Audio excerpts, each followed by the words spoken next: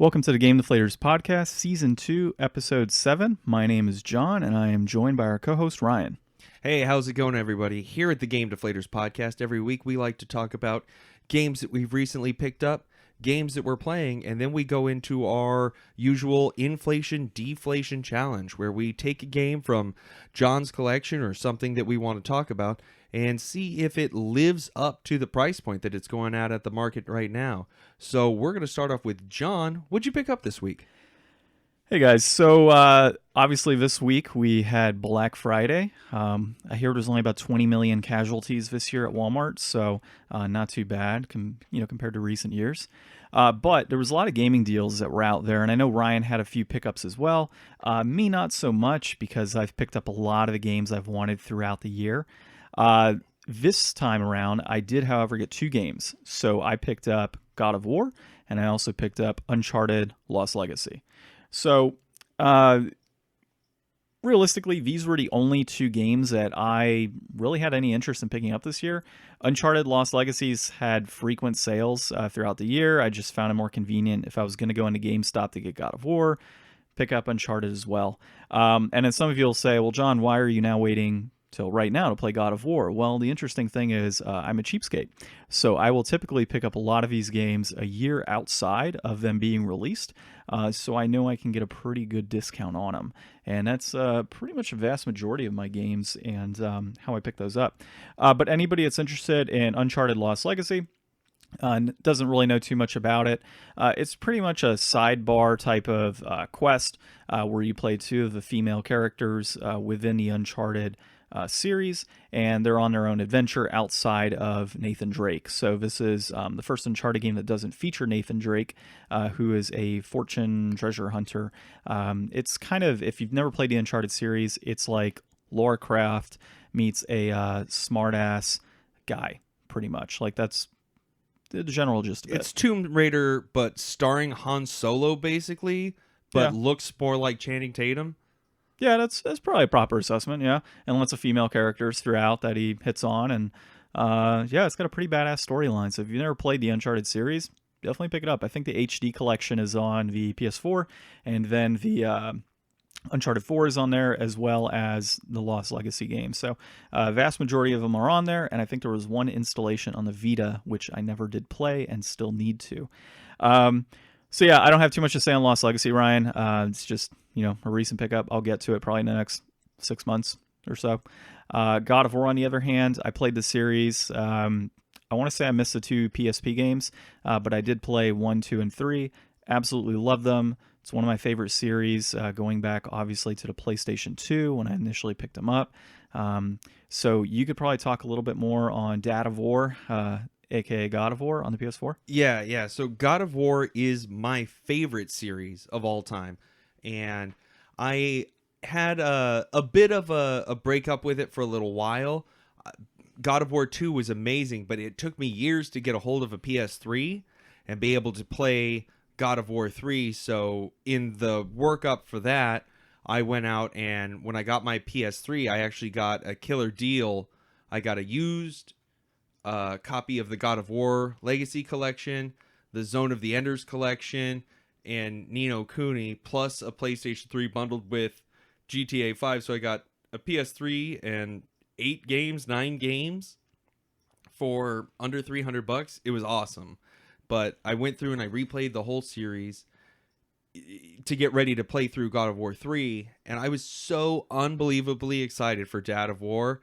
I thought it was an amazing game, and it might be my favorite game of all time, but I actually never finished it because I have a really tough time finishing longer games. So it's definitely something I need to get back to, but it's definitely something that I'm going to say, when you start that up, let me know. I mean, obviously I'll know, but let me know so that I can go through it and we can talk about it as you experience it and as I integrate myself into it, because it is a fantastic game. Well, right now, I mean, I'm on the end of playing Pokemon still, and we'll talk about that a little later in the episode. Pokemon Challenge!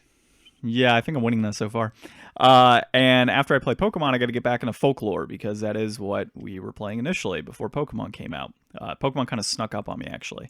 So I'll get back into Folklore after a bit, and then I will probably play God of War after Folklore. So, I mean, I could totally relate to that. Like, where did the year go? Like, it seemed like we were talking about Pokemon like a long time ago, and it was this kind of like far off thing. And out of nowhere, it's like, well, I guess it's almost Thanksgiving time. I actually, with the Pokemon game, when it came out, I was sitting in a car running some errands, and I looked over at, I guess, my wife now, and just said, "Oh yeah, the Pokemon game comes out today. Let's go run to the store and go buy it." Like that's pretty much what it was. It wasn't like that large anticipation like a lot of these other titles. And that's honestly kind of where I've been for the last, I don't know, probably 5 years. I don't usually anticipate games to come out, typically because I get very disappointed when I pre-order games. So, I guess a few games that kind of go against my general rule of thumb would have been Ni no Kuni 2, which I still haven't played and I'm scared to play, and Owlboy. Those are probably the two most recent pre-orders I had. Owlboy came through for you though. Yeah, it definitely lived up to it. I mean, it's pretty cheap now. I mean, it makes me wonder if I should have even bothered with the special edition, but it's a pretty cool special edition set. So, all right, man. Well, what did you pick up? I mean, obviously on this fine Black Friday, and hopefully some more pickups tomorrow on Cyber Monday. Well, so I haven't taken advantage of any of the deals. My wife recently bought the whole BioShock PS4 bundle. So she got that a little bit before Black Friday came out. It's a series we both played through all the games already, but it's kind of nice to put everything onto just one disc, instead of having to, okay, let's go grab the 360 and hook it up. So it's nice to be able to do that. And, I'm sure she'll get to it before I do because I've played those games to death already. And then I also picked up something that I've been excited about for the Switch, but not super vocally. I picked up Civ 6 on the Switch, of course digital, because I'm keeping it a digital platform for the most part. And it is a weird history I have with Civilizations. One of my best friends, Drew, he got me into Civ on the PS1, and I borrowed that from him, played it a bit as a kid, had a good time. Later on in life, we became roommates, and he got me super into Civ 5, and we would sit around and play that literally all day, because it's one of those games where you could sit down and play it for like 8 hours, helping each other rule a country and decide who your enemies are going to be in the world and stuff. Yeah, it kind of reminds me of just that little snippet of that kind of history with the game reminded me of years of playing StarCraft on Battle.net locally with my brother and one of my best friends. And that was just, you could spend 8-12 hours in a day just consistently killing one another and teaming up on other players. And that little snippet just reminded me about that. Yeah, I mean, it definitely has that kind of vibe. And his brother has a Switch, and he's a good friend now too. So I'm hoping to get some people online that I can play with. But it's just one of those games that I was like, this will be a good pickup because this is a game that if I get, I can have some kind of long-term investment. It's kind of like a couple weeks ago when I picked up Transistor. I've already beaten Transistor, but I know that the new game plus for it has a lot of value. So it's like I've kind of been looking at, okay, what can I pick up on the Switch in the short term that's going to be a rewarding playthrough? And what can I pick up that I can play in the long run that's going to give me some kind of longevity kind of thing? Because it's like anybody who's played Civ knows that it's one of those games that you can really get into and really kind of establish your whatever you're doing in your current playthrough. Plus it comes bundled with all of the DLC that's already been released. It's like supposed to be a really good port. It took me a while to figure out how the gameplay mechanics played out, and kind of the control system of it was a little bit not what I was expecting. I think partly it was to do with the fact that I was playing on the TV, and primarily I played my Switch in handheld, once I kind of switched over to the handheld and was kind of just laying in bed playing it before I went to sleep, it kind of felt a little bit better that way.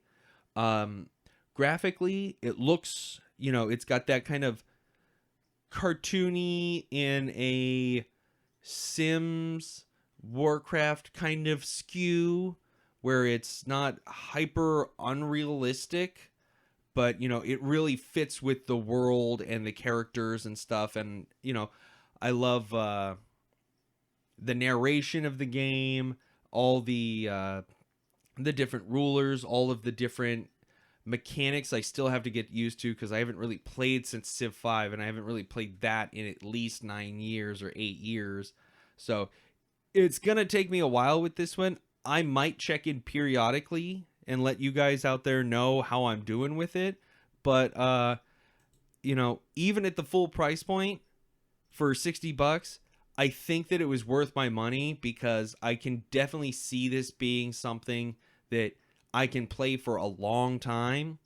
And I've especially heard that this is a great game for if you're going to have a couple people over to hang out, and they kind of already know what's going on with the game. It's one of those kind of games where you could play a multiplayer game and just kind of pass the controls off. And it's like, if it's not your turn, you can just kind of sit and talk and drink and eat and stuff while the next person's going, and just, play a quick game, or have a like once a week kind of session where people come over and hang out and you play through.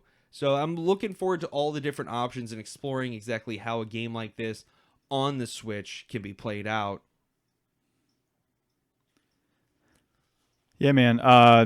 Civ 6 is a game that I've also kind of had my eye on. I think I actually own one of those. If you look on the PS3 part of his shelf under S, I want to say I have it just more to your right there. Civilization starts with a C, John. No, well, I think it's under Civ, right? SIV.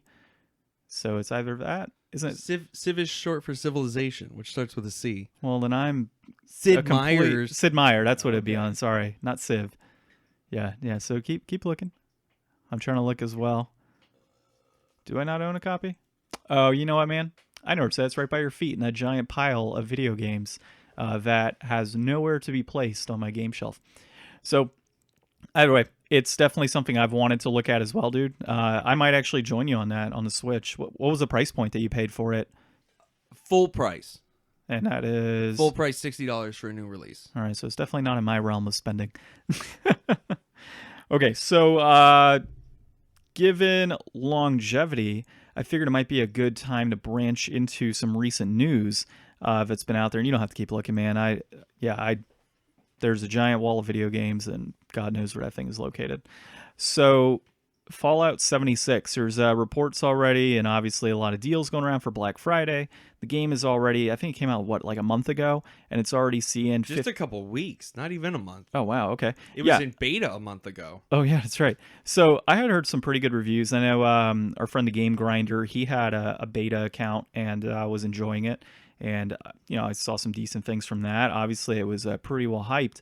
But it's already got reports that it's 50% off at certain retailers. And obviously, Amazon had it for like $35, I want to say, for some of its discounts, which is kind of crazy because, if you look at a game like Red Dead and Spider-Man, their discounts are like maybe $5 at most, if that.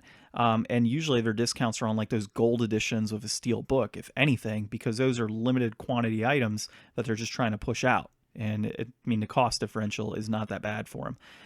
But a Fallout 76, this game it was supposed to be pretty well hyped, but one of the articles or not articles, but we read a review by IGN. I'll just do a quick quote on it. But it says, in an effort to do everything, Fallout 76 fails to do any of it well enough to form an identity. Its multiplayer mindset robs its quests of all moral decision-making that makes the series great, and all that's left is a buggy mess of systematic designs that never seem to work together and regularly contradicts itself. And that's the Metacritic quote, where they gave it a 50. Yeah, so the game is currently sitting around a 55 review from actual critics, and then from gamers. We all know about the Metacritic bombing because it's like 14, a little over, close to 1,500 reviews and they have a 2.9 aggregate score. And I'm just looking at the very bottom, which just says no NPCs, no real story, just a lot buggier, or a lot of bugs, disappointing graphics, engine is too old, please stop using it. Like, that's pretty much what the Thank review you, says. Alex Perea, for your insightful words. Yeah, your insightful words. Reviews should not be about the current state of product and not what someone hopes it will be years down the road. The current state is, and then it's just a bunch of dots. So basically, looking at user scores, looking at the Metacritic reviews from the critics, I would say I don't want to touch this game with a 10-foot pole. As much as I was looking forward to it, the whole West Virginia background, WVU alum, so definitely looking forward to that. And yeah, I don't think I can get behind this, and I love the Fallout series. See, now that's the kind of where my kind of thoughts on this lie. I have a very limited exposure to the Fallout series. I've only played 3 New Vegas and a little bit of 4, and from what I can tell, the first 2 Fallouts for PC, the isometric RPGs, those are very well beloved by the people who played them on PC back in the day, and they were great pinnacles of game design and storytelling in the way they played out. And then Bethesda came around and turned all that into an awesome shooter that I loved, Fallout 3. I thought Fallout 3 was fantastic when I played it.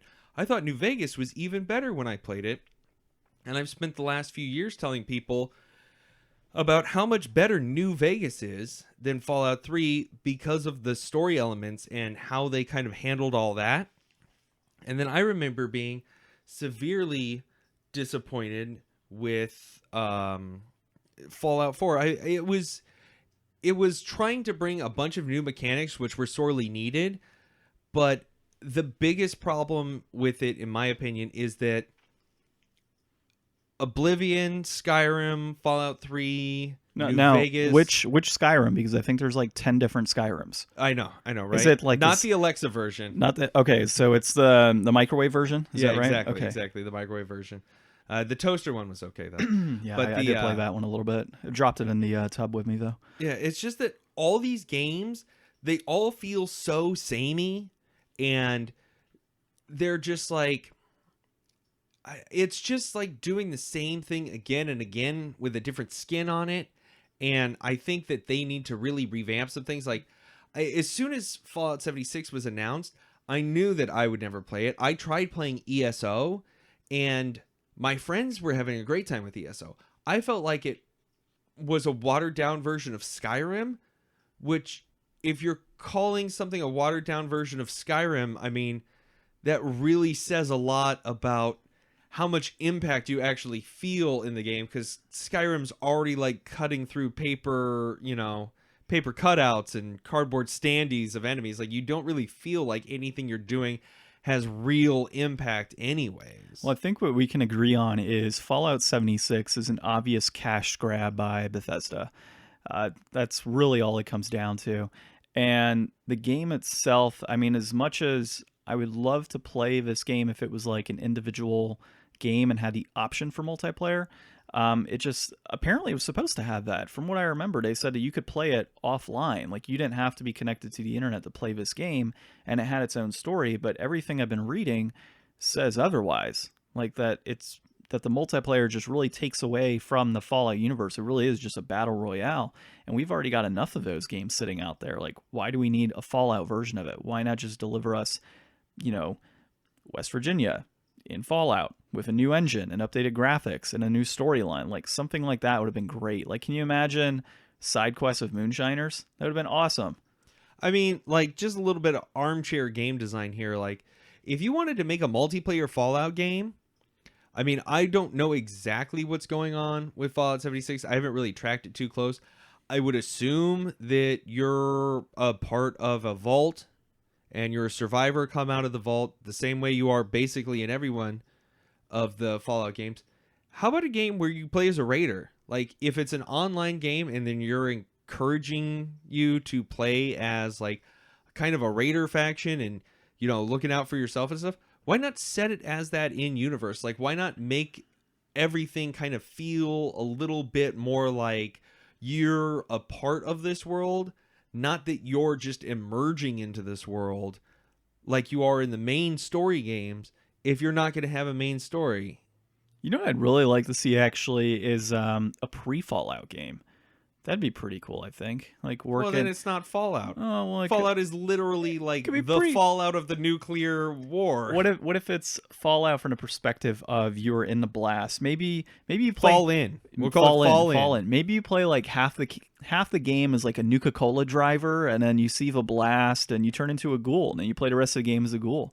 I think that'd be pretty cool. Be a cool thing. Like, for me, online play generally screams to like an MMO kind of appeal or genre. Like, I think it would be cool to have like a Fallout game where it's like, yeah, you could be a ghoul, you could be a raider, you could be a survivor, you could be a trader. Like, give it like some world value where you can actually check out different aspects than what you can show in the mainline story game. Like, nobody wants to be a trader in a mainline Fallout title, but if you're doing an online thing, I mean, how many people have been miners and traders and stuff in RuneScape or in Path of Exile, just going through and just delving dungeons so that you can participate in the economy to build up your wealth and try to see how much you can get through. Like, there's so many games out there that the online aspect is trying to live out a certain aspect that you can only do when you're not really focused on like a storyline and objectives and stuff like that. More open-ended freestyle play.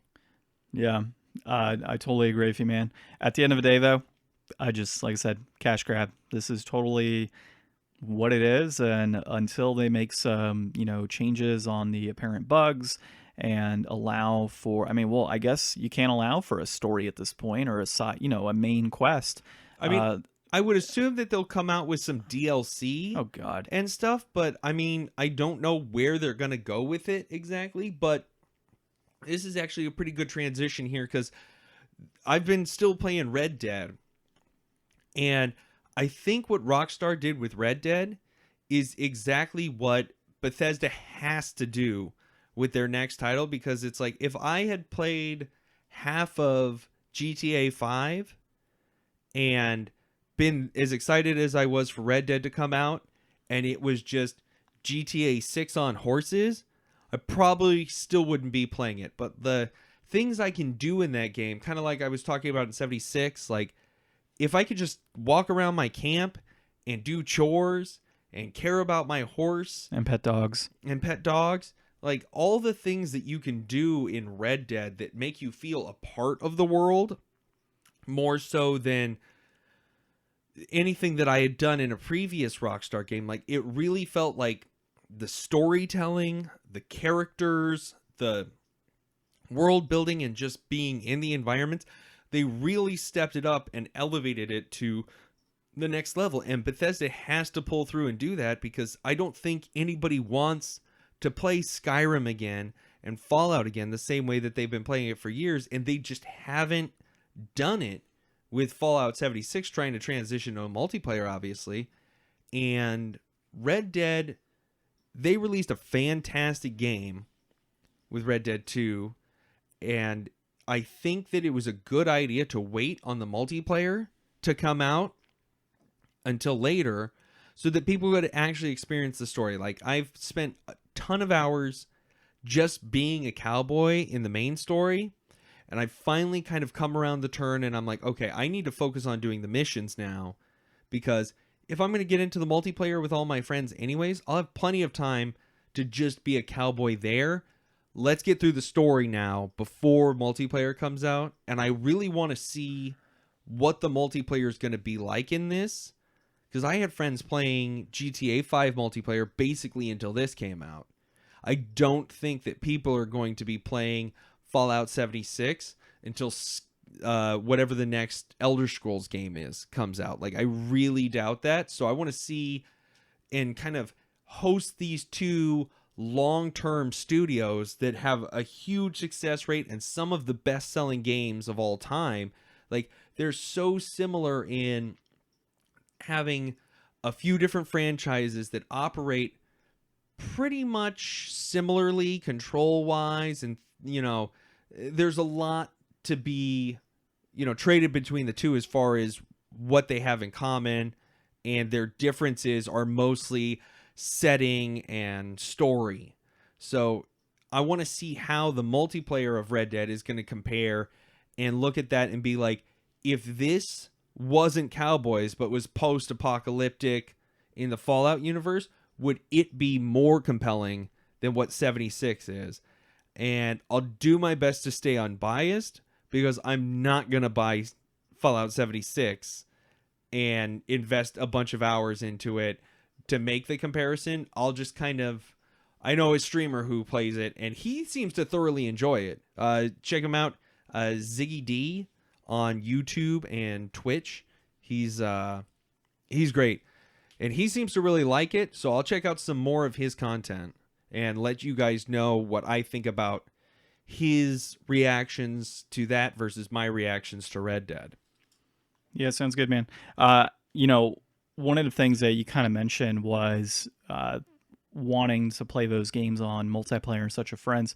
Honestly, I can't remember since maybe Dark Souls was the last time I played any sort of multiplayer type game online. I just haven't been interested in playing an open world multiplayer based game, and maybe that's one of the things that's kind of holding me back from a Fallout 76 is it's purely multiplayer. I just really have no interest in dealing with other people's, latency issues, I guess, on the internet, and having bombs and stuff go off at random with nobody near me because they're lagging behind. So, yeah, I guess that's kind of where I'm at with it, but we'll see. Definitely going to keep up with it, see if anything improves over the next year or so.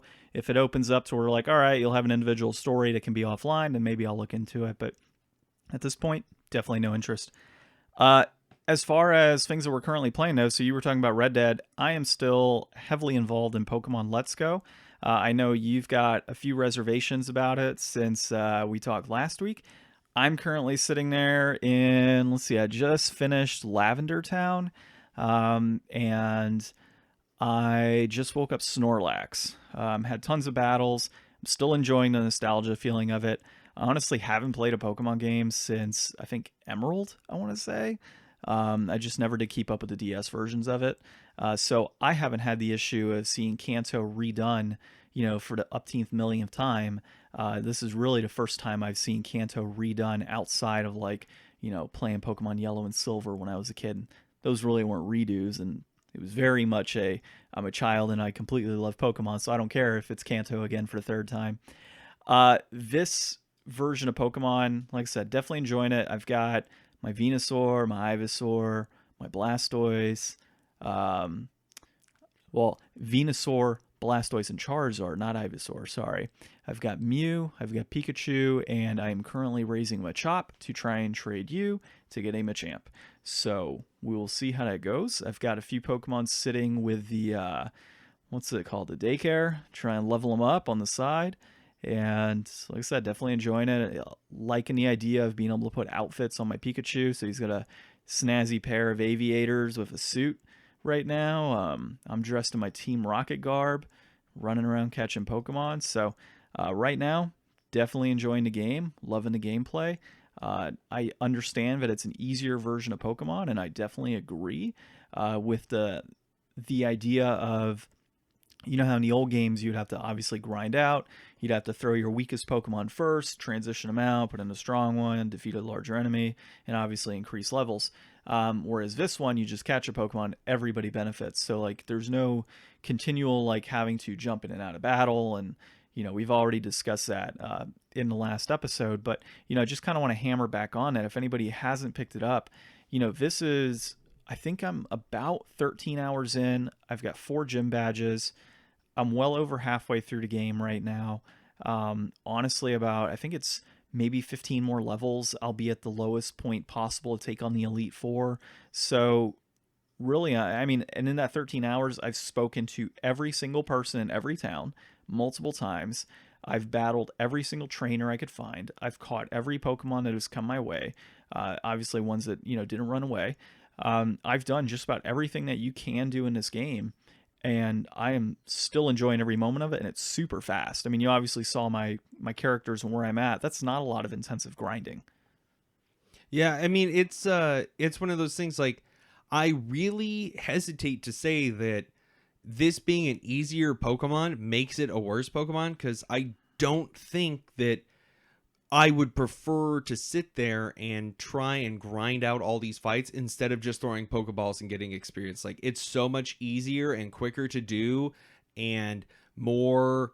I mean, it's almost more involved because you have to aim the thing instead of just spamming tackle or vine whip or whatever your first move is in order to just get through the combat. So I definitely think that some of the changes that they've implemented have been great.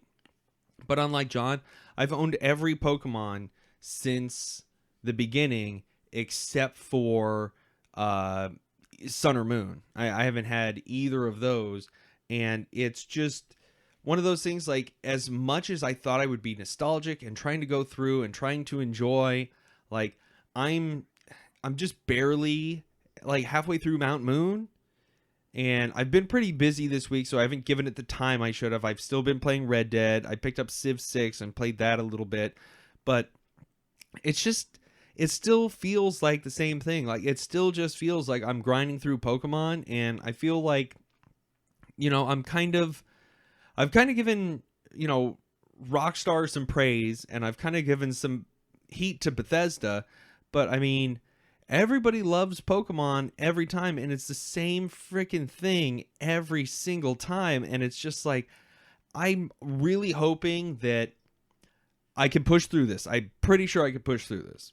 But I'm really hoping that the actual new Switch game that comes out, that is going to be like the next mainline Pokemon, I'm excited for what they can do with that, especially since Game Freak is working on that new game that they're coming out with. I think it was codenamed like Town or Village or something. Like, I really want to see what they do when they can break away from Pokemon and change up the formula and figure out some new things. And I'm hoping between this version of Pokemon and that new title that they can kind of aggregate what people like from both games and bring Pokemon into a new generation. I mean, years ago, we're going to go back to another little bit of backseat game design, you know, armchair game design here. We talking 1996 back? Well, I had an idea when the DS came out for how they could have revamped Pokemon. So you know what the old school Pokemon battle arena from the anime looked like, right? It was like a field split into two halves. You know, you had your trainer on either side in the box. They throw their Pokemon out. They fight on that field with the Pokeball in the middle, right? Yeah.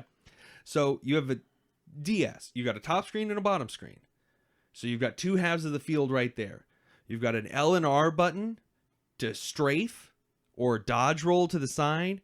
You've got a D-pad to move around, and you've got 4 buttons to correspond to the 4 moves, and you just have it play out as like a real-time combat scenario. Like, if they had changed Pokemon to something like that years ago, like, that would be a much greater change to maybe implement now.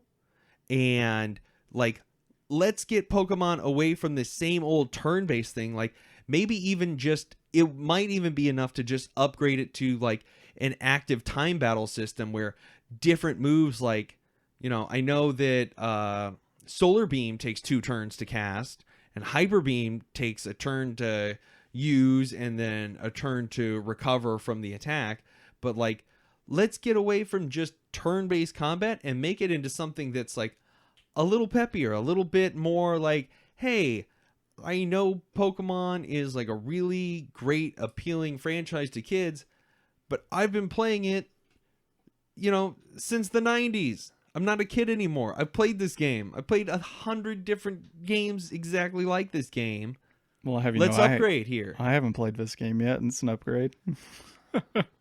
Yeah, I have. I mean, like I said, dude, I am at the point right now where I am just truly enjoying the complete redo of Kanto from my perspective because I haven't played all the other games. Now, I own all the other ones, but I haven't played them all.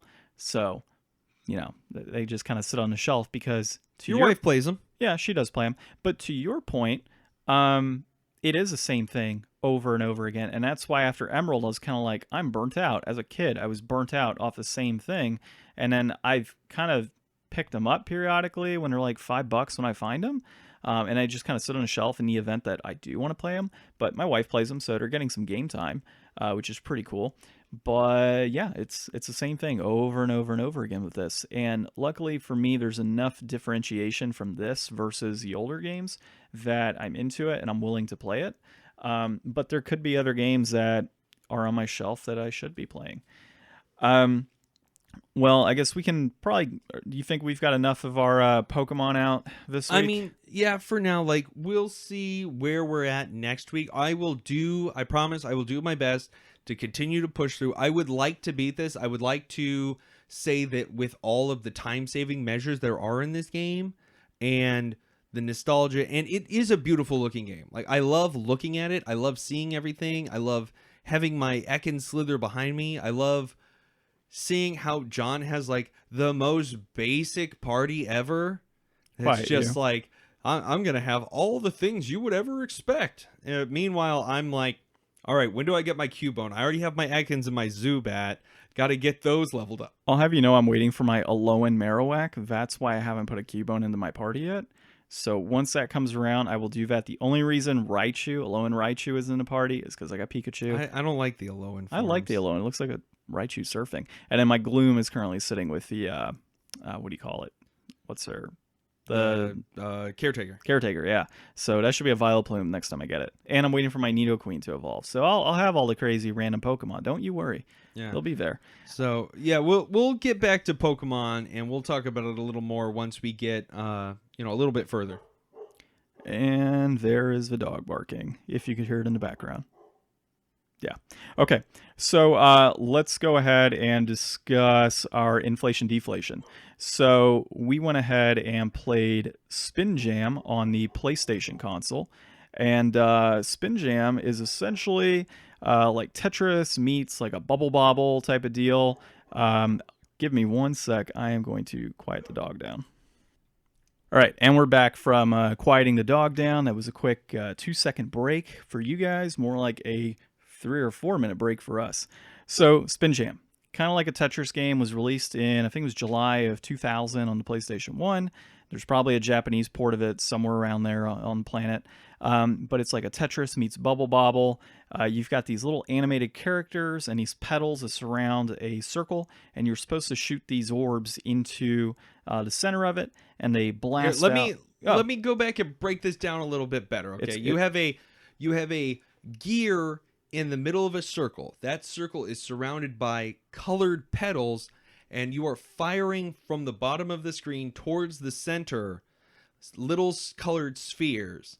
Those spheres go into the middle of the gear at the center that you can rotate.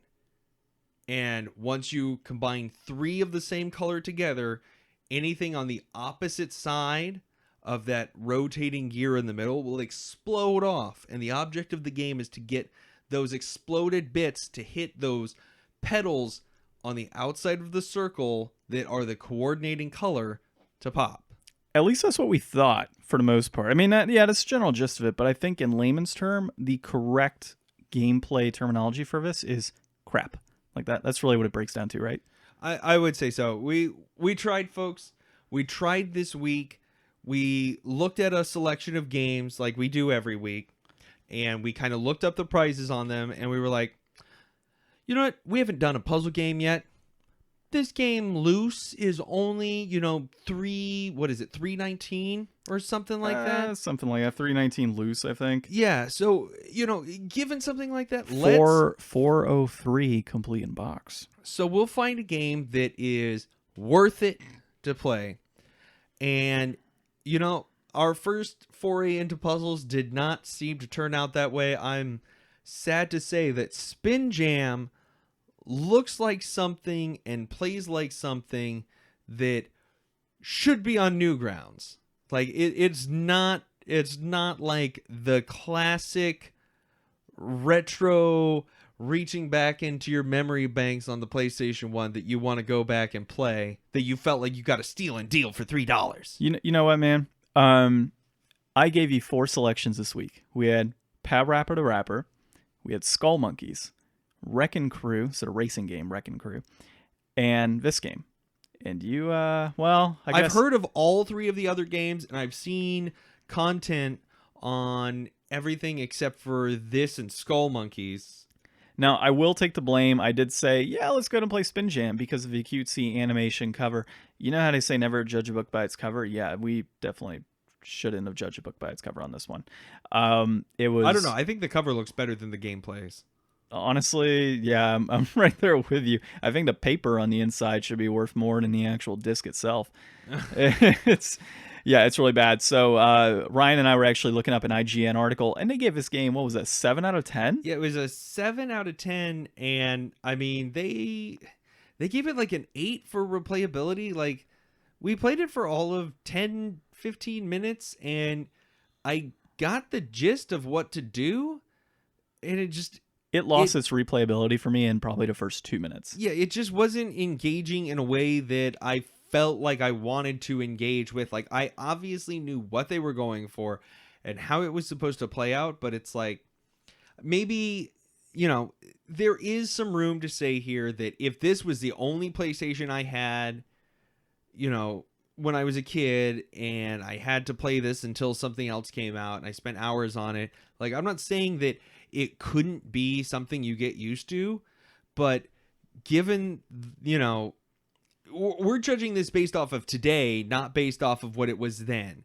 And I'm saying that in today's day and age, you could probably get much better games, you know, at comparable prices. I mean, I played, what was it? Sparkle 3 or Spark 3 or whatever. One of those games that I got, I talked about last week for 49 cents on the Switch store.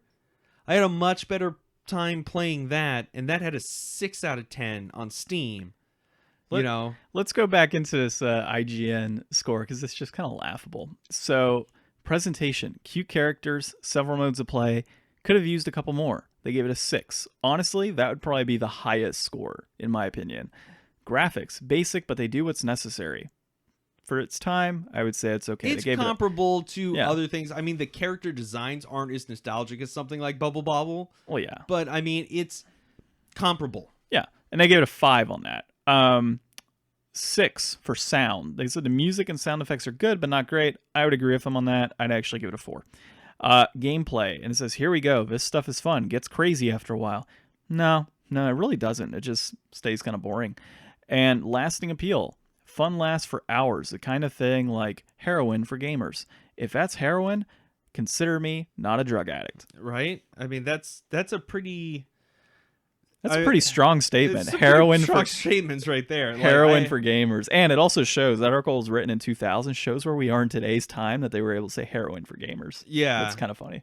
Yeah, it's definitely not what they cracked it up to be, and as much as I was really looking to give a game, you know, a nice, easy ride this week, I'm just going to say that $3 is more than I'm willing to pay for this. Like, I'm glad John spent his money on this game and not me. I will have you know it probably came in a major pickup of some sort and did not cost me a dime. Yeah. So that's definitely going to be an inflated from us. You know, if this is something you're nostalgic for and you've played it in the past, go ahead and pick it up before it peaks out again at $7.50 like it did last year before the market dropped out on it. So, you know, if you're looking to save a tenner, go for it now. I mean, you're not really saving a tenner, you're saving more of a 5 at that. Yeah, no, I would have to agree with you, man. Completely inflated at its $3 price point loose. If you come across this game, it's not even worth a Frisbee. I could see this being something that somebody out there buys the rights to, maybe cleans up some of the sprite work a little bit, and, you know, kind of ports it over to a free mobile game that spams you with ads between rounds. I could definitely see that happening and never downloading it. Yeah, or you download it because you're flying out of state and you need something quick to play. So you play that for a little bit and you're like, all right, that was good for an hour, and you turn it off. Yeah, that's why I bought Civ 6. That's about right. Yeah, so that is our inflation deflation this week. What game are you thinking for next week? I'm kind of thinking out of the other three that I presented to you. Let's go ahead and do Skull Monkeys, because I was really curious. It was that or this, and this obviously was not the way to go. So we'll come back at you next week with Skull Monkeys, and we'll hopefully spend more than 15 minutes. And, I think hopefully it'll be worth it. So just a little inside information for you. Initially, I was actually going to grab Home Alone 2 on a Sega Genesis for our game because, we're getting into Christmas time here, and it might be a good game to play for the season. Another game I'm looking at for us is Nightmare Before Christmas on the PS2, so that might be a good title to play. Yeah, I would love to get into some holiday stuff. So next week, we'll go ahead and check out Skull Monkeys, and that'll definitely be a much taller order to stand up to, currently loose at $30.05. So, we'll see if Spin Jam was just something we were a little too hard on, or if Skull Monkeys lives up to the price point. And so that's going to be it for us on the Game Deflators Season 2 Episode 7. I've been Ryan. And I'm John. And we are the Game Deflators.